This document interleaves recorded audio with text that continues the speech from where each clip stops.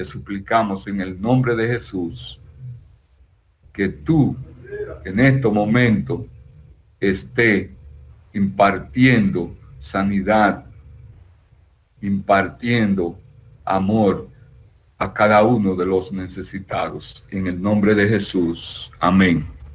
Vamos ahora a ir al capítulo 1 de la primera carta de Pedro. Capítulo 1 de la primera carta de Pedro. Vamos a leer los versículos del 13 al 18. Y dice así la palabra de Dios. Por tanto, ceñid los lomos de vuestro entendimiento, sed sobrios y esperad por completo en la gracia que se os traerá cuando Jesucristo sea manifestado. Como hijos obedientes, no os conforméis a los deseos que antes teníais, estando en vuestra ignorancia, sino como aquel que os llamó es santo, sed también vosotros santos en toda vuestra manera de vivir, porque escrito está, sed santos porque yo soy santo.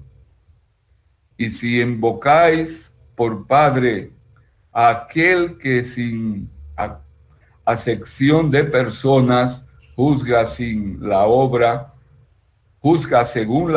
de cada uno, conducíos en temor todo el tiempo de vuestra peregrinación, sabiendo que fuisteis rescatados de vuestra vana manera de vivir, la cual recibisteis de vuestros padres, no con cosas corruptibles como oro o plata. Amén. Padre Santo, gracias por la palabra leída en esta mañana. Te suplicamos, Señor, que tú permita que cada uno de los que la han escuchado puedan discernirla y convertirse, Señor, en hacedores de ella. Amén. Bien, hermanos, en esta ocasión, esta breve presentación que vamos a tener ahora en estos momentos, la hemos intitulado Llamado a vivir una vida en santidad. Llamado a vivir una vida en santidad. Como introducción, tenemos para ustedes, si observamos la salutación en los versículos 1 y 2 de este capítulo 1, veremos que el apóstol Pedro se dirige a los esparcidos en la dispersión en Ponto, Galacia, Capadocia, Asia y Bitinia. Y se entiende que se está refiriendo a los judíos que habían creído y fueron llevados y fueron lavados por la sangre de Cristo. Todos sabemos que muchos judíos creyeron en la palabra, en la predicación del evangelio, pero que fue necesario, tuvieron que salir dispersos por razones que ya conocemos. El propósito, esperamos que cada uno de los participantes puedan discernir la palabra y hacer la voluntad de Dios, que es que vivas una vida de obediencia y santidad. Llamado a prepararnos con las herramientas necesarias para esperar a Jesucristo. Es lo que vemos nosotros en el versículo 13. Es un llamado a prepararnos y se nos están presentando ahí las herramientas que necesitamos para estar listos cuando el Señor Jesús venga o nos llame. Ceñid los lomos de vuestro entendimiento. Hay una versión popular que dice así: tengan listo su espíritu y estén alerta, poniendo toda su esperanza en esta gracia que será para ustedes la venida gloriosa de Cristo Jesús. Fíjense ustedes que es el mismo mensaje, pero dicho de otra forma, con otras palabras, más sencilla quizás, un lenguaje, como nosotros decimos acá, más aplatanado para nosotros. Pero en fin, nos está entregando las herramientas que necesitamos utilizar para poder vivir una vida de santidad y poder esperar a que Cristo venga por nosotros. Sed sobrios.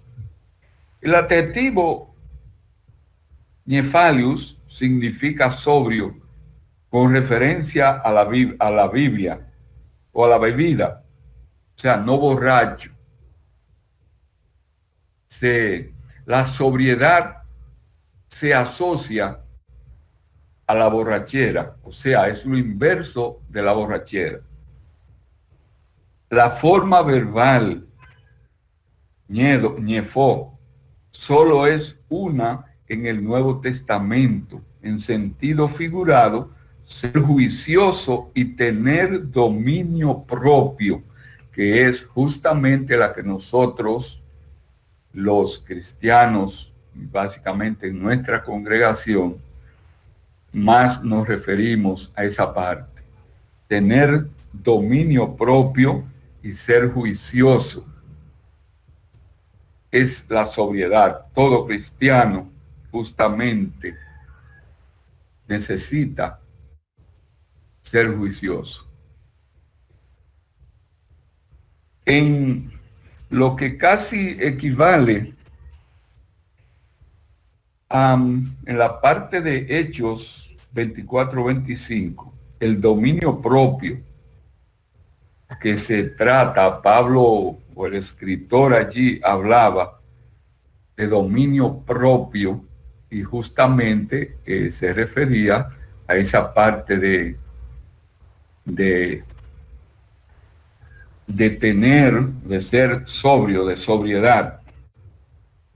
Miren, en este tiempo en que la maldad se ha multiplicado y el engaño es el pan nuestro de cada día, se hace más necesaria la sobriedad. 2000 años después de ser escrito este pasaje, sigue teniendo la misma vigencia. Esto nos dice algo, y es que el Señor al escribir nos incluyó a nosotros. Qué privilegio, hermano. Qué grande es el Señor. Escribió para el presente y para el futuro. Nosotros, los que hoy estamos escuchando su palabra, fuimos incluidos allí. Cuando se escribía ese texto, el Señor pensó en nosotros, nos miró, y eso es una buena aventuranza para cada uno de nosotros. Además de la sobriedad, se nos está demandando obediencia. Observamos la versión popular: tengan listo su espíritu y estén alerta, poniendo toda su esperanza en esta gracia que será para ustedes la venida gloriosa de Cristo Jesús. Así se está hablando, aquí se está hablando de la fe, se está hablando de la fe. ¿Podrá haber fe sin obediencia? Es una pregunta. ¿Podrá haber fe sin obediencia? Esta parte se la dejo a ustedes que la analicen y se den su propia respuesta.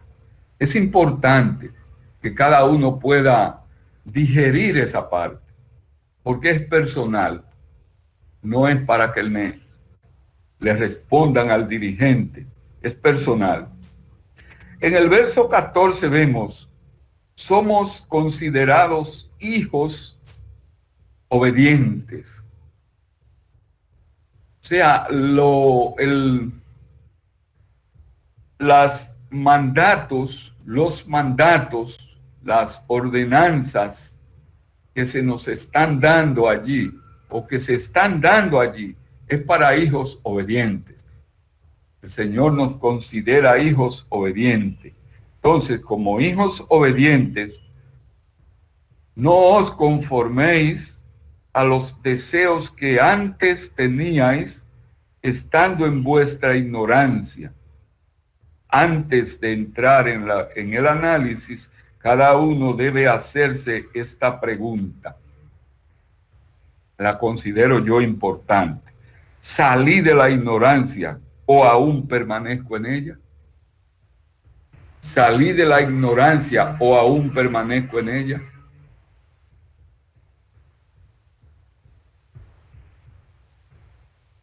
Si cuando hablamos de la ignorancia, todos sabemos a qué ignorancia se refiere este pasaje. Te diré que está hablando de la vida de pecado y de desobediencia al llamado a ser santo. Dice 1 Pedro 1:16, sed santos, porque yo soy santo. Hermano, el que vive una vida de desobediencia, el que vive una vida de desobediencia, tiene que ser cuidadoso para hablar de santidad y hablar de fe. Es bueno que pensemos, meditemos en esa parte.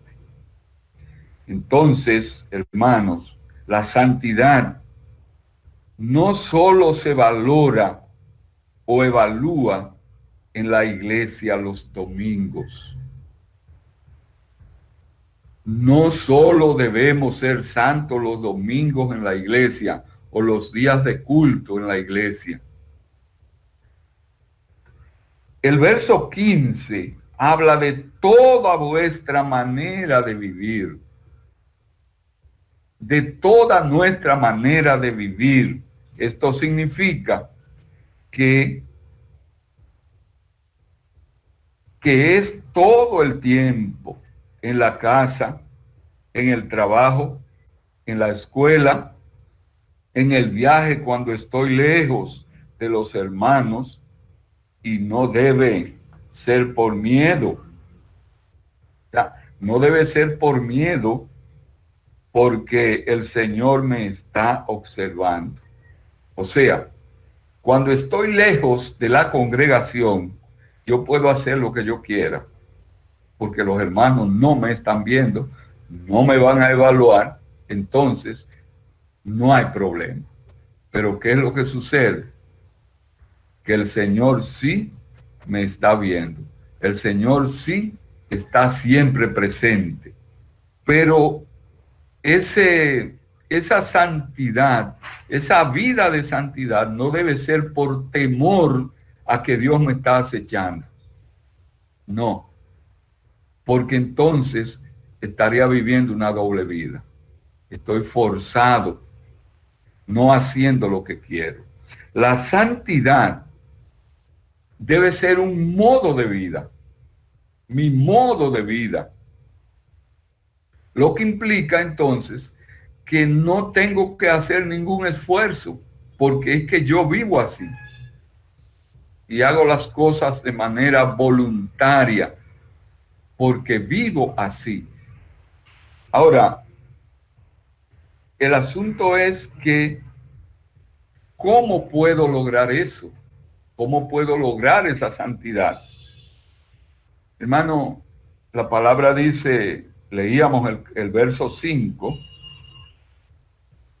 el verso 16, sed santos, porque yo soy santo. Si somos sus hijos y vivimos en obediencia, entonces es muy fácil, es muy fácil. De modo que hay que trabajar la santidad. En conclusión, hermanos,